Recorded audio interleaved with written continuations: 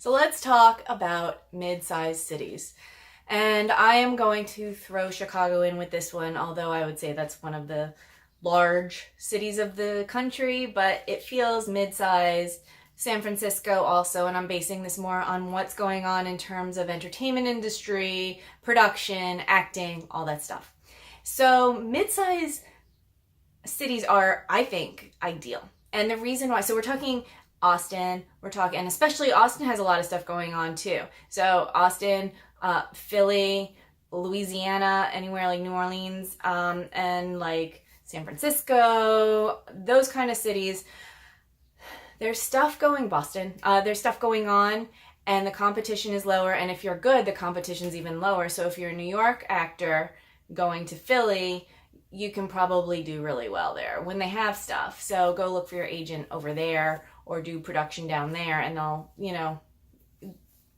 it'll be easier because your training has been city in like a competitive market, and then you go there and it's a much easier market. And I'm going to just say that I've been to several New Jersey film festivals where the cinematographer didn't like the eyes of the characters, the main characters, as they're in a conversation. So they're all darkened. And it said to me, and a lot of these cinematographers are from like, the suburbs, like in New Jersey or Philly. And it said to me that like they don't really know what they're doing in cinematography. Like they knew some aspects, but I was just like, why aren't they putting an eye light on these people? Because I can't see their eyes, and this isn't The Godfather. But like, anyway, I'm not a cinematographer either. It just like irks me that I wasn't able to fully see the expression in their eyes. And so my point in saying that is that in New York, you have those awarenesses because you've been working under people who are pros, and you've been working maybe yourself, and you've had to step it up a bit. Same thing in LA, especially in LA.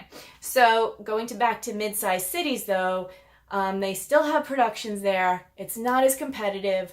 The quality of the production might not be as good, so you might not get the reel that you want from there. And you're not going to be talking to a majority of people who are in the industry, so it might feel a little disjointed a bit. I'm also going to throw suburbs in with that because that's true for the suburbs as well. Like there's people, but they're usually headed to the cities or like New York or LA or wherever a lot of stuff is happening. And, it can feel like you're disconnected.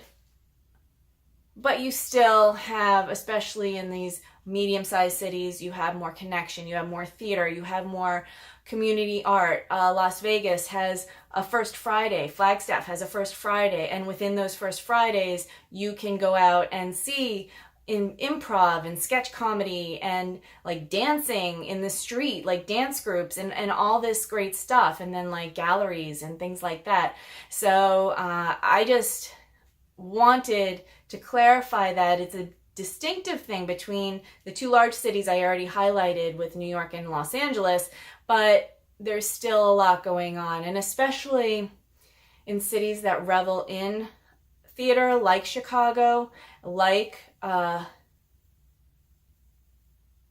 little bit San Francisco, it's there. The presence is there, and there might be less competition as a production person and as an actor. And just also these places like Albuquerque have maybe tax incentives, and the people in Los Angeles don't want to necessarily live there.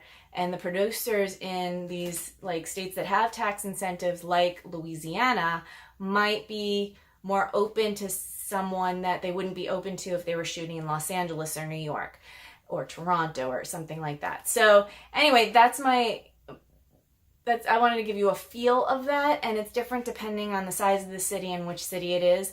I'm generalizing here, but I've lived in several mid-sized cities or been within, an hour's drive of one, like Phoenix, and like they had a scene there, but most of the time it wasn't worth it for me to drive down there for a production or for an acting gig. But they do have a scene there, so if I had been full on in Phoenix, I would have been much more connected with that, and I think it would have been a source of a lot of work for me.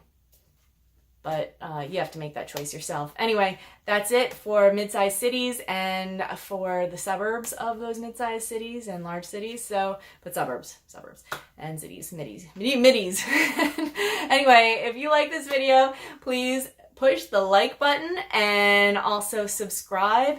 And if you are interested in producing your own movie, your first short movie, please go to howtoproducemovies.com and sign up for my email list and get an awesome and free checklist slash, I call it a cheat sheet. I'm not sure if that's like a great way to do it. It's an infographic, but I'm pretty stoked. That's basically how I do it and how I'm teaching people to do it. So anyway, have a great day. I'll talk to you soon.